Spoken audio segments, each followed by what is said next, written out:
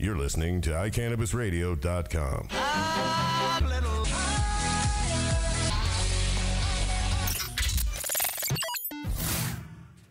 Hi, welcome. It is, what is it, the 23rd of February, 2015? Yeah. Are you looking up the date? I had to. You had to look it up? And the time. It's 6:02. We're a little behind. Yeah, you know what? Gabe did a double check to make sure that we were broadcasting properly, so it was worth our 2 minutes, don't you think? Right, 120 seconds to save a life. That's right. That's all right. I'm not quite ready yet. Yeah, right? So in the studio today we have, of course, my dog Boone. And producing tonight is my wonderful producer, Gabe. Hello, Gabe. Hi. And, of course, Ronell is in the studio. And our special guest tonight is my dear friend and famous sponsor of iCannabis Radio, owner of medical marijuana of the Rockies, Jerry Olson. Hi, Jerry. Greetings. So we have a lot of interesting things to talk about. We were just talking about why Jerry was in Europe in 2008. Did you want to finish that story? Oh. Not only has Jerry owned medical marijuana of the Rockies for quite some time and been a sponsor of iCannabis Radio, but you are an unbelievable, phenomenal skier. You can hold my own. Yes, you can. And in fact, Jerry won't ski with me. He rolls a nice joint. And he rolls good. But you were in Years of practice. in the Transplant games, correct? Yes, the World Transplant Games. World Trans. Back in 2008, following or prior to my second liver transplant. What city were they in? They were in Finland and Helsinki. Helsinki, I think. You know what I meant to say. And what did you compete in? The Super G, the GS, and I learned how to curl and did some curling. That was Really? pretty cool, yeah. That's very cool. That is one of my favorite sports to watch in the Winter Olympics, for real. It's like bowling for the Northerners. It's big. It's shuffleboard. It's a big, huge Olympic size Cold. shuffleboard. Yeah. With broom brushes. Brooms. I'm not sure. Excuse me. I'm not sure that I understand curling, but I agree. I think it's fun to watch. Now, did you join a curling team? I was just part of the U.S. team. Okay. And they had two groups. They had the A group, which were the guys that were better. And then they had the B group, which was people like me that wanted to do it and didn't have the past experience like the A group did. Nice. Is a quick question. So you did the winter transplant games? Correct. And there's a summer transplant game as well? Correct. I think last summer it was in Europe, or not Europe, Africa, in Durban. I always thought it would be cool. Maybe I'd come back with some Durban poison seeds, but Ooh, yeah. I didn't go. I was too busy with work. Is it 4 years? Is it every 4-year competition or something, or Every 2 years. every 2 years? So what would you have competed in Summer Olympics? In Summer Games? Summer Olympics? If I have time, Yeah. I would, but my business seems to suck all that out of me. Sure. Before we get into the business, what event would you do In the summer? in the summer? Since you do these downhill ski slalom, Super G's a slalom, no? Yes. Yeah. Mm-hmm. Super G slalom. It's not a slalom, but it's a ski event. It's a Yes. ski event. Downhill, Okay. yeah. So is this true that you skied on tellies? Correct. I was the only competitor on teleskis. Isn't that amazing? It was really fun. I had these bomber bindings. They're made up in Summit County, and they're all metal bindings that they're just really rigid. And I had some Fisher downhill race skis that an old racer had donated to me for quite economical prices, Nice. considering how much they cost. And I set them up and I practiced. I was living in Vail at the time, and I practiced on the mountain quite a bit before I flew out to Europe. And I just had a great time, met people from all over the world that have similar medical conditions to me, which are rare and unique. So Absolutely. It was a wonderful event. Now, did your medical history move you into the medical marijuana world? Most definitely. Yeah. Can you tell us a little bit about that? I've had 2 liver transplants from primary sclerosing cholangitis of the liver, which is a scarring of the bile ducts until they don't work anymore. It doesn't filter. For us who don't know, that had nothing to do with alcohol, right? I don't drink. Okay. I mean, when you say liver, people who don't know go, That's nah, right. he was drinking. And that's just Yeah, good point. it's a liver Yeah. thing. Hey, let me correct that. I rarely drink. Yeah. Oh, no, understandable. Maybe a couple times a year you might see something, but How old were you when you had your first liver transplant? I was 25, and actually my medical history goes back further than that. When I was 18, I had a horrible case of ulcerative colitis, and it just wrecked me. I was super athletic on the swim team in the middle of the swim season, great shape, and took me out of school. Wow. A month and a half later, I had to have my full colon removed. Oh my gosh, And at while- 18. And while I was going through all this, that's when they learned about the liver disease. And so I was a fairly young man when all of this started up. So we're talking the late 80s. I graduated from high school in 1990. I had my colon removed in 1990 in January, and then I graduated like 4 months later. But I didn't go to school much in the spring semester. I had enough credits from all the other years of high school that they just gave me like one class for the spring semester, and I went to school for that 1 hour, and then would go back home and take care of myself. Wow. So 19, you had your colon removed. 25, you had your first liver transplant. 18, but yes, 25, I had my first liver transplant. 18. Wow. And between 18 and 25, I was going to school at the University of Wyoming. I started out in electrical engineering and spent a couple years with that, and just decided that wasn't my direction in life. And I was super interested in native plants to the Rockies and their medicinal values, as well as plants around the world and their medicinal values. And so I switched over to a biology degree with a chemistry minor. And at the time, ethnopharmacology wasn't, there wasn't hardly any schools in the world that offered this degree. And Can you give me ethnopharmacology in give me like 6 words on it? What is it? Ethnopharmacology Pharmacology. is the study of cultures' uses of plants for medicine. Okay. You can see why there weren't a lot of schools that had that degree. It's much more common now. Is it really? Yeah, 20 years later, it's That's I mean, cool. I can understand why they'll culturally want to know more about, like, indigenous stuff to what we use to what the Chinese might use or something, where it might have been called, what would they call it? Well, I would think it would be part of an anthropology degree. No, I mean, like, Oh. what do they call, like, the medicine, like, when it's all, like, homegrown? Homeopathic? Homeopathic or something. And then they, not saying it's the same, but, like, Yeah. it's from different cultures. Right. And I think that's kind of the same Yeah. realm. So you got a degree. I got my degree in biology and chemistry.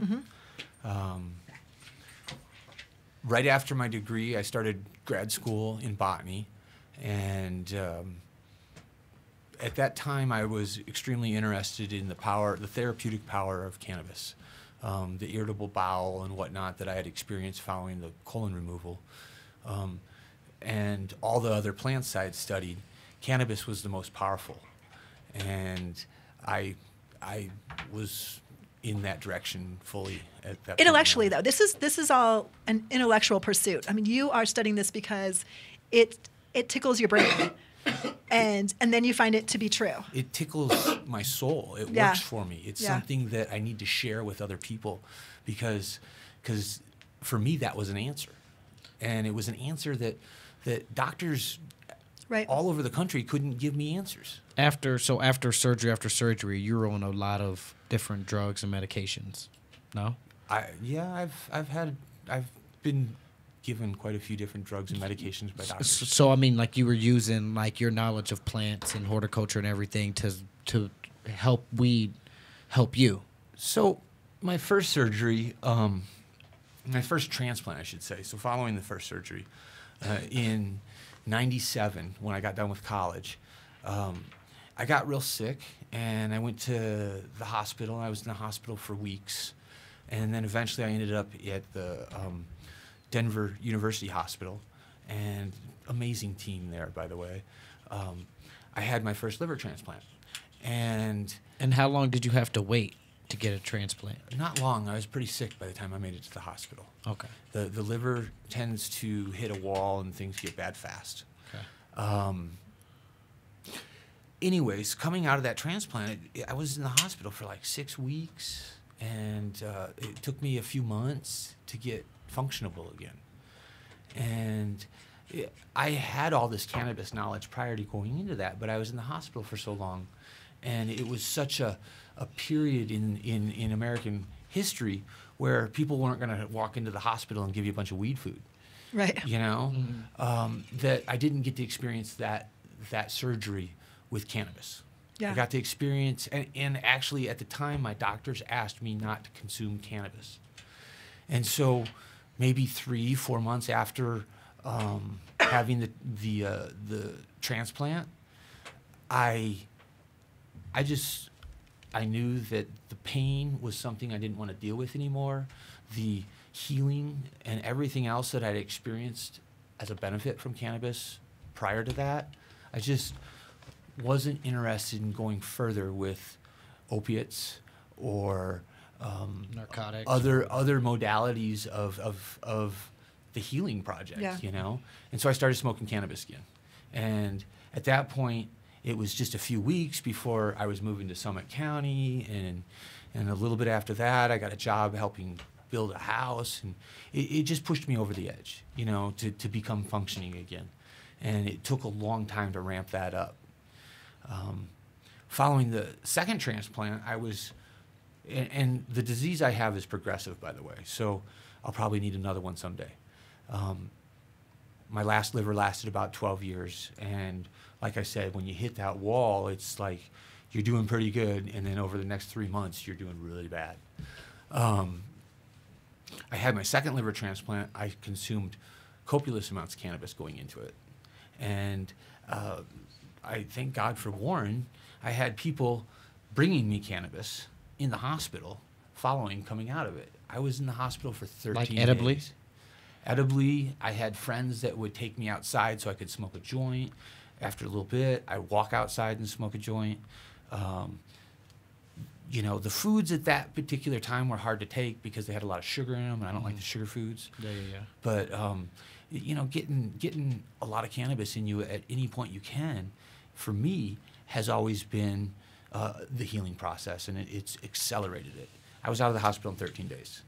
So 6 weeks, 13 days. There were different factors, like a different liver, but the doctors were the same. The hospital, the medications they gave me at the hospital were similar. How long do you take anti-rejection pills or whatever they're called? I will be taking anti-rejection medications as long as I have a foreign liver in my body. So who knows what Forever? stem cell research... Yeah. Who knows what stem cell research will do? You know, maybe they can build a Jerry liver. Yeah. Then That'd I be don't cool. need to take the medicine anymore. That would be sweet. That'd be really cool. So between your first transplant and your second transplant, you got into the marijuana business. Yes. How did that happen? Well, after my second transplant, it was just a deal breaker for me. I was like 13 days, you know. I had that transplant in February of 2009. And in August of 2009, I opened my store.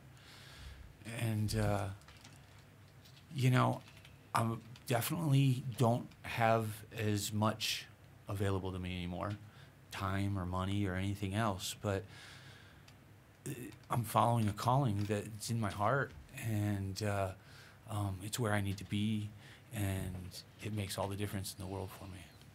So we're going to take a quick break, and when we come back, we're going to talk a little bit more about your journey, and then kind of what has pushed you into the hot spotlight of late. So we'll be back in just a couple minutes. You're listening to iCannabis Radio, and it's Happy Monday.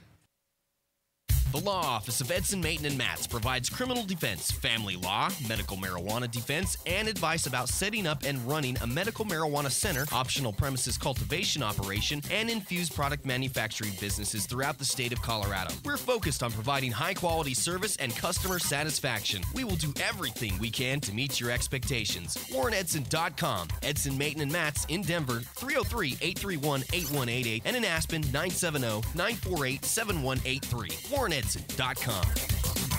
Are you a runner? Are you a runner who supports marijuana legalization? Run on Grass is a group of athletes actively seeking to change our marijuana laws. We speak the truth about cannabis, bringing the message through our feet to new ears. Check out runongrass.com to find out more about us, our events, and how to join up or how to sponsor a runner. If you're in the Denver area, please join us for runs or start a group in your area. Running not your thing? Any sport can do it. On grass. Runongrass.com. Dispensary owners and growers. In today's world, it helps to be insured. So call Cuffle, Collamer & Company, where we provide medical marijuana insurance for dispensaries and growers. Are you looking for insurance that protects you against property theft? Then give Cuffle, Collamer & Company a call, where we include product liability and professional liability, as well as crop insurance for growers. Remember, find us at mmdispensaryinsurance.com or give us a call at 877-335-1234. Catch a case on the Mondays? iCannabis Radio has you covered. Happy Mondays with Georgia and Jeremy is back now. I love that, Gabe. Thank you. I love the Happy Monday. Yeah. We've been Happy Monday for several months now. Jeremy and I had been doing the show for a year, and we could not come up with a name. And we realized that Mondays we came and it was fun and it was happy, and therefore... They're my favorite day of the week. Has it always been your favorite day of the week? Yeah, usually Mondays are my Sundays. Oh. Typically. So it's like... It's a relaxing day. It's my day, yeah. And it's business, too. So say I got like something I need to get done, I can still get it done. Because it's Monday. It's Monday. Yeah.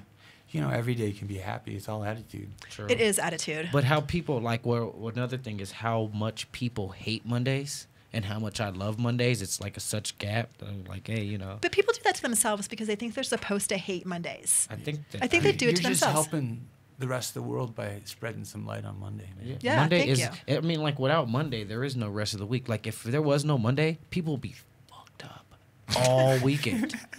Like the weekends would just never end if there was no Monday. People would just keep drinking, pour another one. Like, you know Monday's coming. Monday's not coming. There's no Monday, there's Sunday. Right. So you better love Sundays.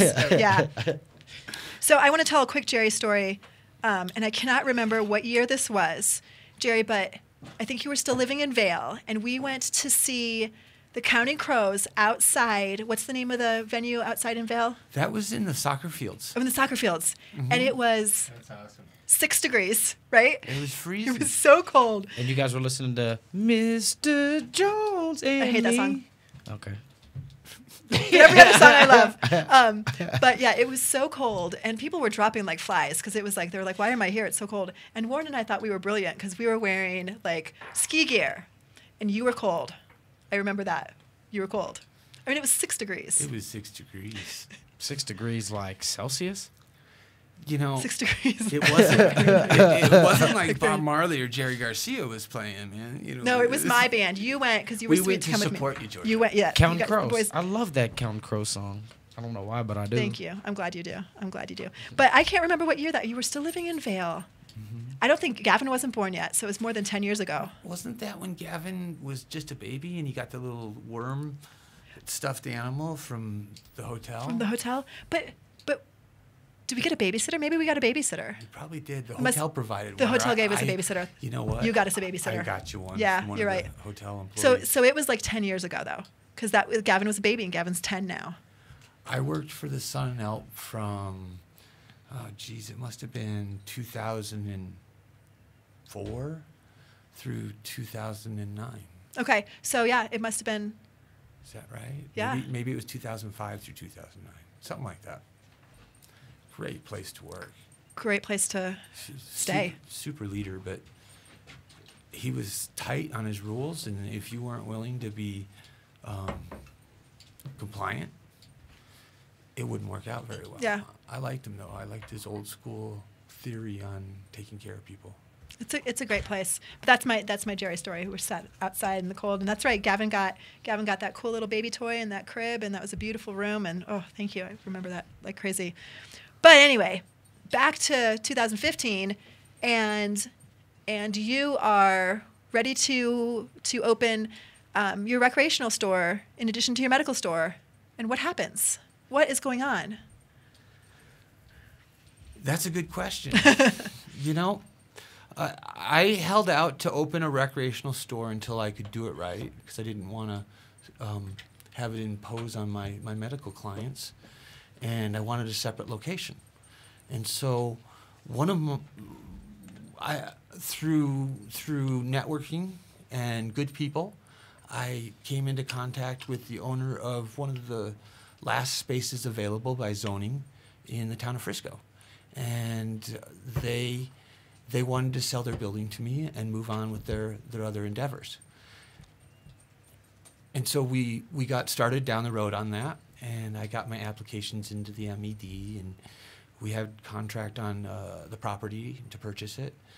And the neighbors began to get upset. And by the neighbors, you mean the neighboring business? The Holiday Inn. The Holiday Inn in Frisco next to this location. We share a parking lot. Okay. And they approached the town in late November, early December, with some complaints about the way the town had their rules, their zoning rules, and the interpretation of those rules. And the town went back and looked through all of their other interpretations and said, hey, that's not what we meant. And since you haven't even registered your residences that are hotel rooms as residences, you can't claim that Jerry's within 500 feet of a residence. And that's what they were saying. They were saying that was their original claim. Yeah. And the town considers commercial residences different than private residences, and these are commercial residences. And so and hotel rooms. They're saying hotel rooms. They're calling hotel rooms residences. Residences. Yes. Yeah. For the employees. Okay. And so the town fixed the marijuana code. There was a lot of stuff they needed to clean up in there, so that it was in conjunction with all their other codes, which read commercial residences as different than private residences. Okay. And the Holiday Inn got upset about that and filed a lawsuit against the town. And after and this was, I don't know, a month ago, and then they dropped it a week or two ago and filed this federal lawsuit against the state and myself and the governor and some other people that have done business with me or for me, and just a list of people that I'm not even certain how they got the information for. And that's where we're at. The Summit Daily had an article that came out on the 19th that is entitled "Holiday Inn Targets Summit County Dispensary in First Marijuana RICO Case."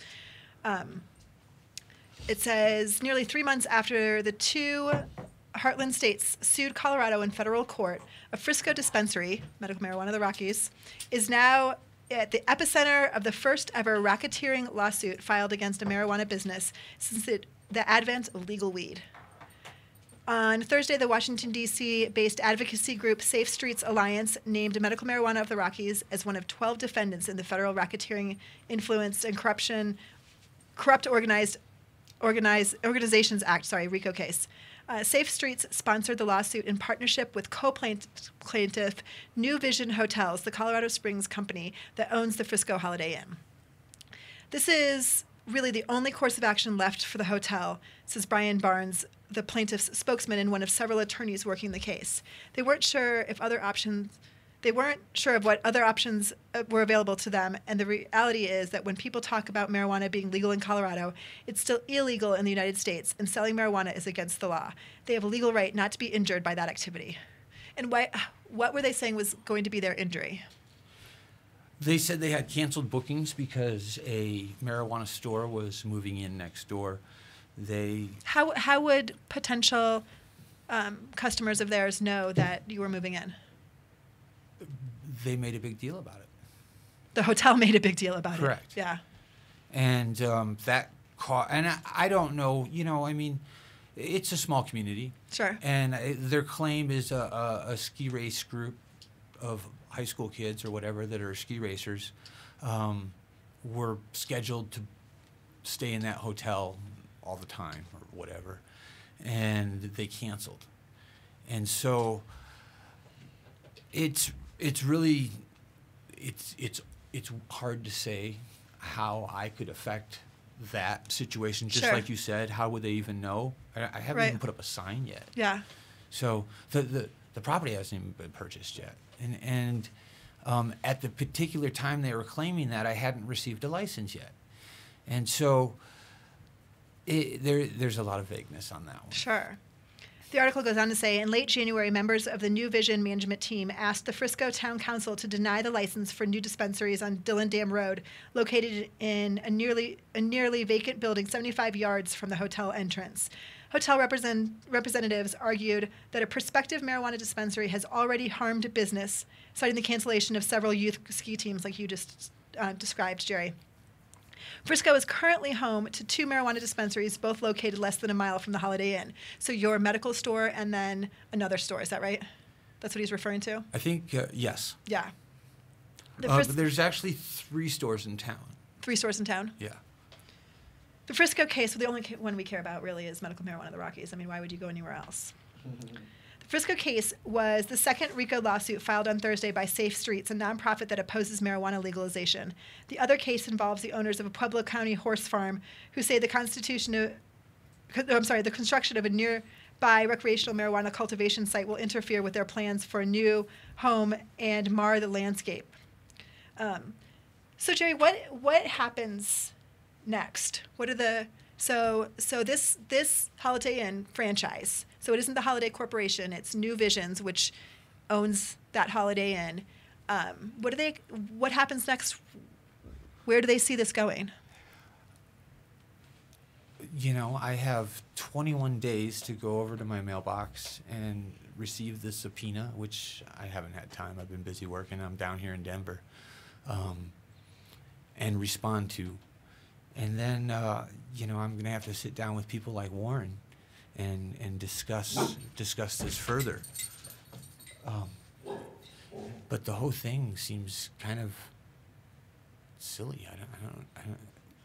So there has been a lot of uproar in the activist community, people who are very pro legalization and want to see you be supported and this lawsuit go away, but have also been saying that people should boycott Holiday Inn. Any thoughts on that? You know, I don't think that the way to pursue the future I desire is by creating negative circumstance in somebody else's future. I think that our goals in life should be that everybody is successful, and we should move forward with that intention. Well, and especially because this is indeed a franchise. So you're not being sued by corporate Holiday Inn, IHG, or whatever they're called. This lawsuit is from this little parent company in Colorado Springs. Is that accurate? Yes. Yeah. The gentleman who owns the Holiday Inn in Frisco, I believe his name's Adam, is not Corporation Holiday Inn. But He boycott is the a heck out of that Holiday Inn. Like I know that's not what you want to say, but I'm going to say that. I would not, for the life of me, stay in that Holiday Inn, even if this all goes away, as long as that company owns that. But that's just me. I had a friend come stay in the Holiday Inn just a week or two ago, you know, and I think that who we are as people will give rise to what we are and what should come of this. You know, I would like to think that way, anyways. I think you're right. So we're going to take a quick break, and when we come back, let's talk a little bit about what's a better reaction to all of this than boycotting Holiday Inns all over, or even Holiday Inns in Frisco. What's a more substantial, helpful way to show that we're upset? We'll be right back. So we can talk about the fundraising. Yeah. Ah!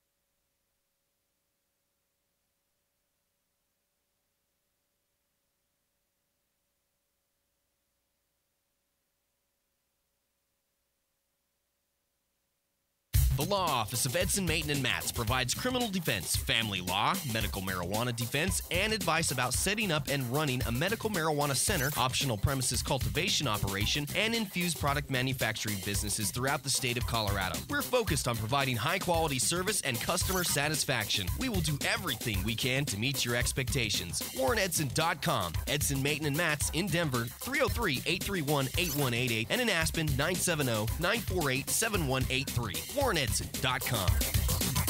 Are you a runner? Are you a runner who supports marijuana legalization?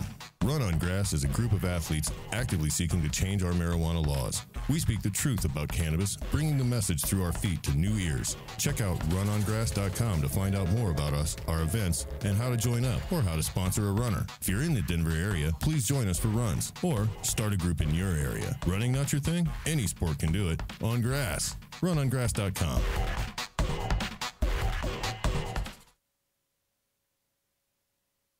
Dispensary owners and growers. In today's world, it helps to be insured. So call Cuffle, Collimore and Company, where we provide medical marijuana insurance for dispensaries and growers. Are you looking for insurance that protects you against property theft? Then give Cuffle, Collimore and Company a call, where we include product liability and professional liability, as well as crop insurance for growers. Remember, find us at mmdispensaryinsurance.com or give us a call at 877-335-1234. Catch a case on the Mondays? iCannabis Radio has you covered. Happy Mondays with Georgia and Jeremy is back now. Welcome back. Welcome back. Hey. So I'm in the studio again with Gabe and Ronell, and of course our special guest Jerry Olson from Medical Marijuana of the Rockies. Peace. Is that what you just did? I Piecing the camera. Let them know I'm here. And we were just talking about the unfortunate craziness that's happening for you, Jerry, in Frisco. And your feeling is that you don't like to see people expending their negative energy when someone else is doing something negative. Like that's not the way that you think that people ought to respond. I think that people shouldn't waste their energy, and using their energy for negative outcomes isn't what I look for in my life. Yeah. And so we should all spend our energy on positive outcomes and dwelling on positive measures. And as a whole society, we'll move forward a lot faster that way. I couldn't agree more. I mean, It just sucks everybody doesn't feel that way.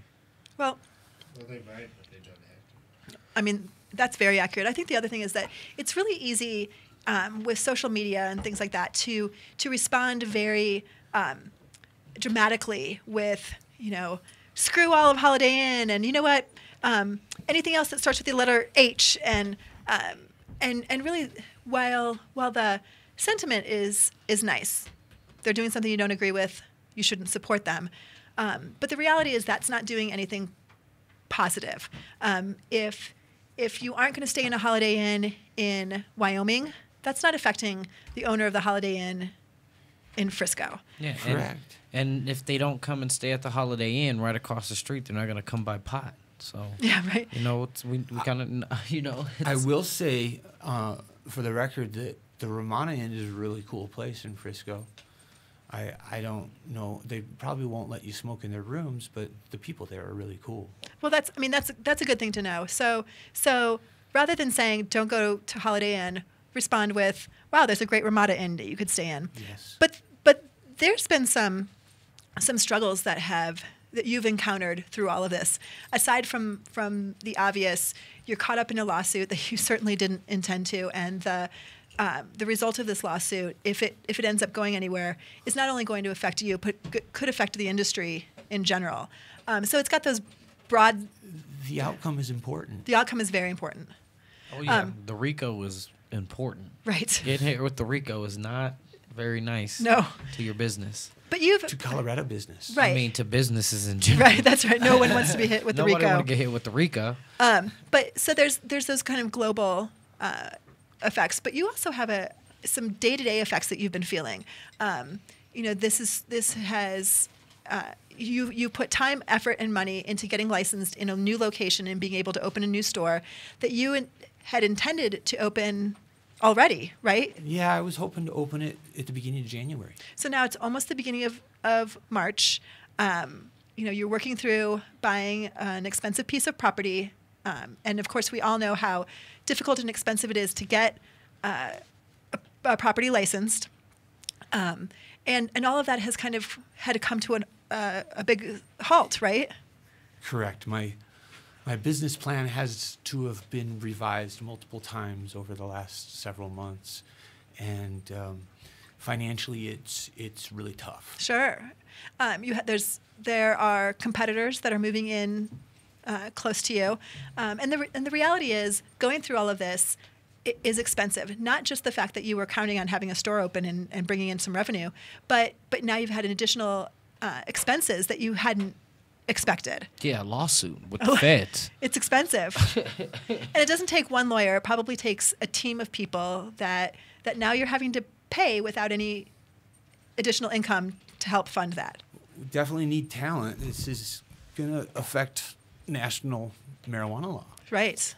And so the reality is, and I'm just going to put words in your mouth, it would be nice to have some money to help fund your legal team. Is that correct?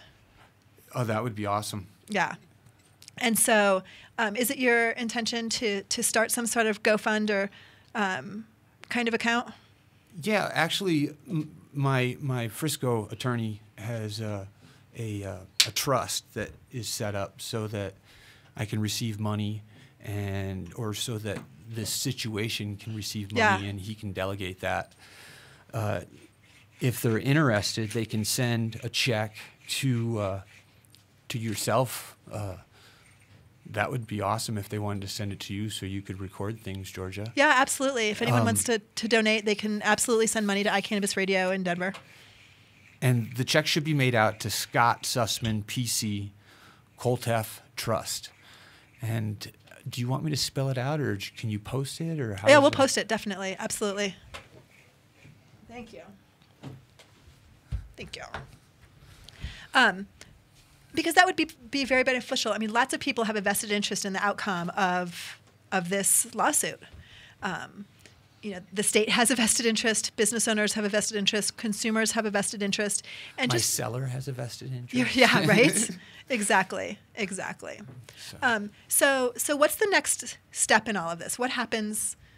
You have to read the subpoena, respond to it, and then what? I don't even know the process of all this crazy legalities. It's a learning experience. Yeah, it is. I'm working on that one. Yeah. But we can have much more time together in the future, and I can tell you about what I learned. Absolutely. So kind of on a different note, how are things at Medical Marijuana in the Rockies? Are your patients still being true and coming to see you despite all of this craziness? I think the industry as a whole has a lot of fluctuations in it, and I do have my core patients for sure. And I'm also in a very dynamic community. Yeah. Where from 2 years from now, there's a different demographic of people, because skiers come and they ski for a few years, and unlike me, they leave. Yeah. So there's a lot of that dynamic going on too. But Medical Marijuana in the Rockies is doing all right. Our clone sales are good. Good. We have some of the most amazing clones in the state. You can go to our website at mmrockies.com and check it out. And if it was any busier to a certain degree with the new workload I've got, I don't know what I'd do. Yeah. Having more staff that's extremely talented and educated would be sweet. And having the means to pay those people would be even better. Absolutely. Are you hiring? I am, but I'm not paying well until I get this store open. Well, if anyone's interested, Darn. Contact Jerry for sure. Well, wonderful. This was so wonderful to have you on the show. We really appreciate it. We are going to take one last break, and then we're going to do a little wrap-up. Sorry, I just surprised you, Gabe. Hey, break. We'll be right back. The Law Office of Edson, Mayton, and Matz provides criminal defense, family law, medical marijuana defense, and advice about setting up and running a medical marijuana center, optional premises cultivation operation, and infused product manufacturing businesses throughout the state of Colorado. We're focused on providing high-quality service and customer satisfaction. We will do everything we can to meet your expectations. WarrenEdson.com. Edson, Mayton, and Matz in Denver, 303-831-8188, and in Aspen, 970-948-7183. WarrenEdson.com. Are you a runner? Are you a runner who supports marijuana legalization? Run on Grass is a group of athletes actively seeking to change our marijuana laws. We speak the truth about cannabis, bringing the message through our feet to new ears. Check out runongrass.com to find out more about us, our events, and how to join up or how to sponsor a runner. If you're in the Denver area, please join us for runs or start a group in your area. Running not your thing? Any sport can do it. On grass. Runongrass.com.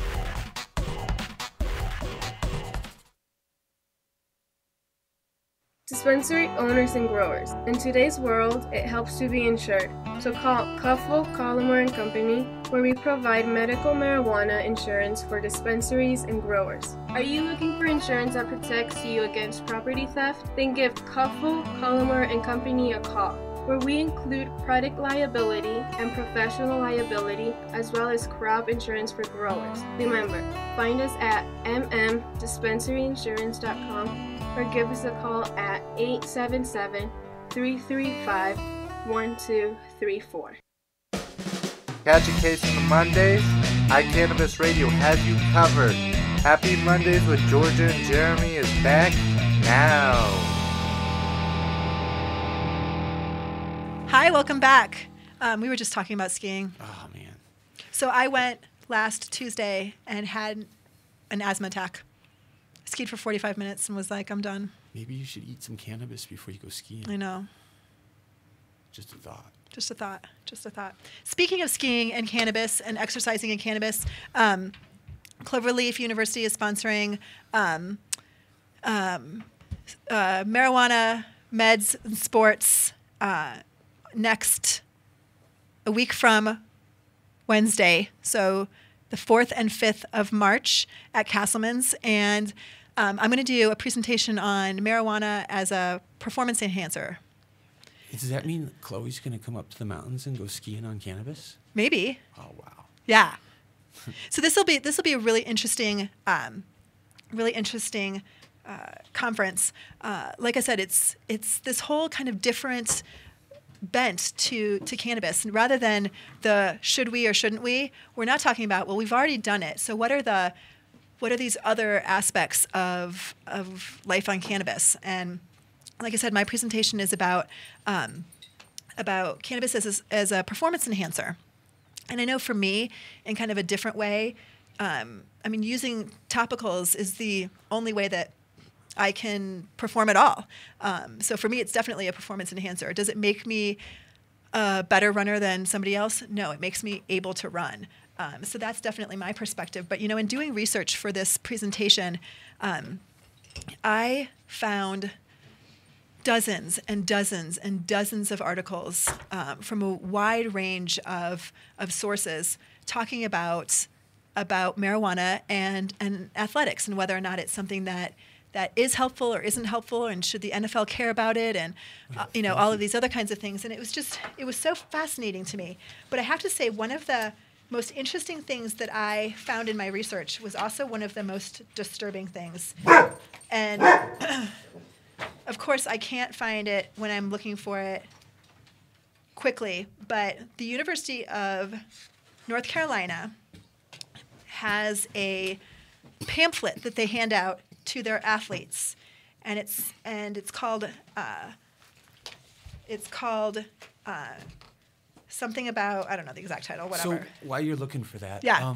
I want to make my comment on the whole performance enhancer concept of marijuana, because I'm an athlete. You are.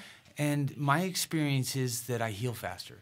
And so if you're healing faster, is that a performance enhancer? Because the next time you compete, you won't be at the weaker state you would have been if you hadn't taken it. They had this whole thing over the space in it. It's a 3-letter thing, but human growth hormone.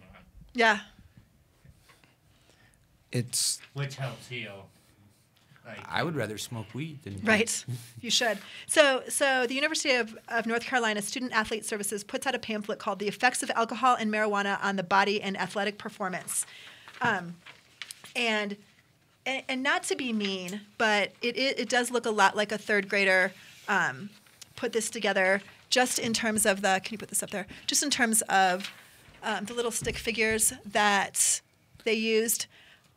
But it's kind of crazy and it's kind of scary that this is something that in 2015 is distributed to their students.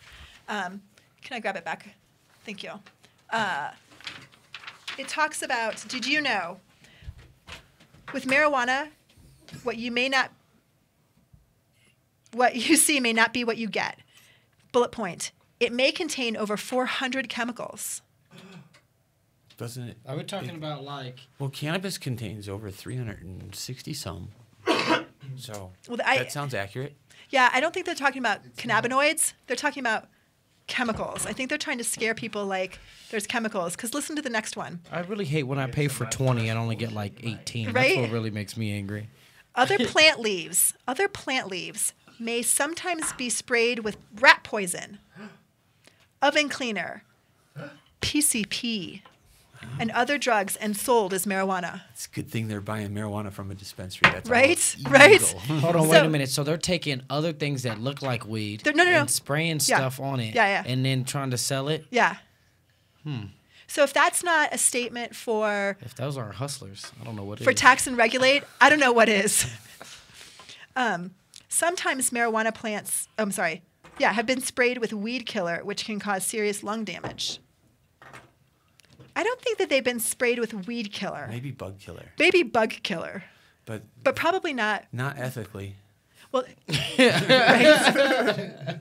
Again, yet another statement. But you got to note, like we were buying weed from Mexicans across the border, unregulated, not knowing what they did to it before, and so now I'm almost certain somebody's basement has far less harmful stuff in it. So, how does marijuana affect my body?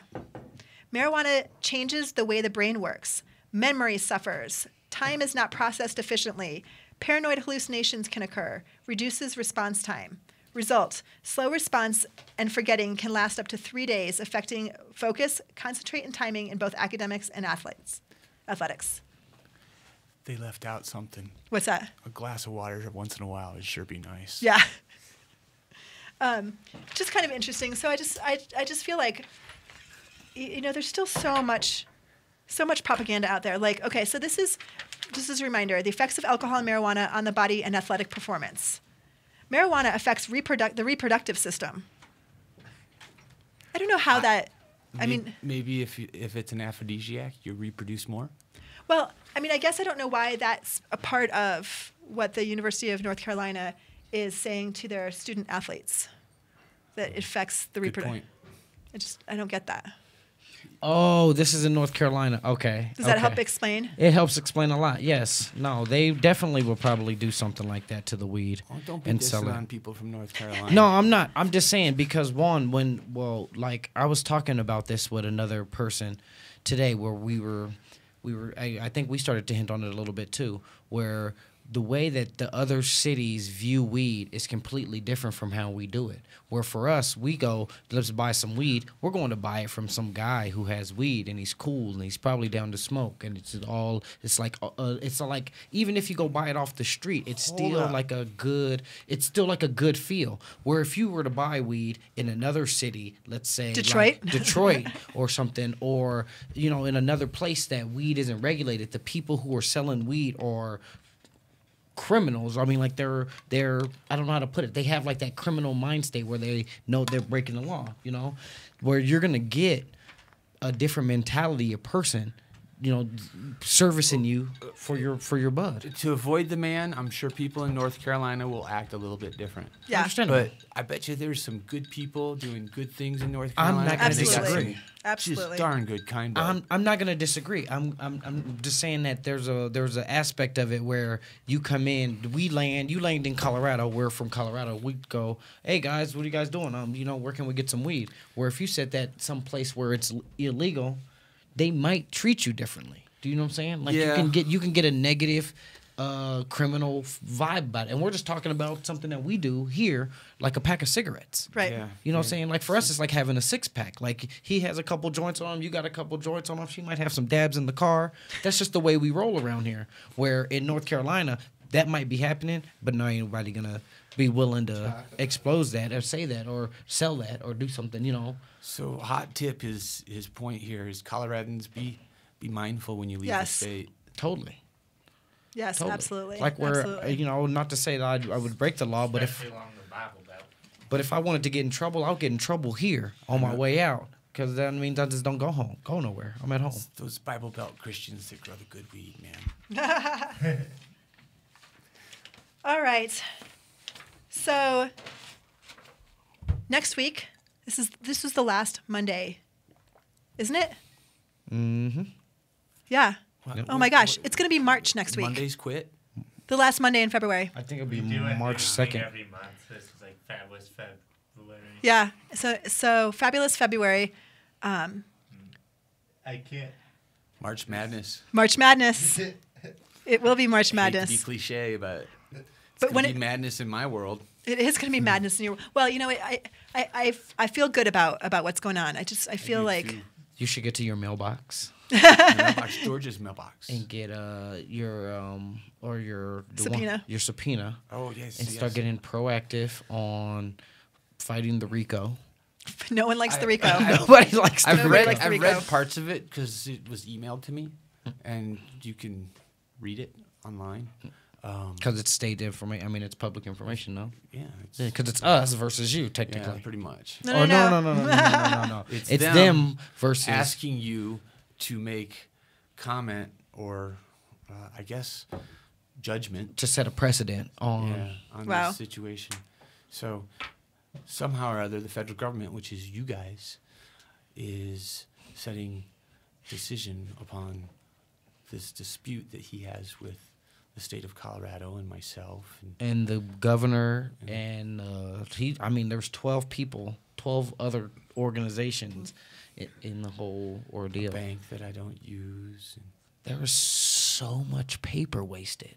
God. Oh, time, effort, money, breath, air, Just think.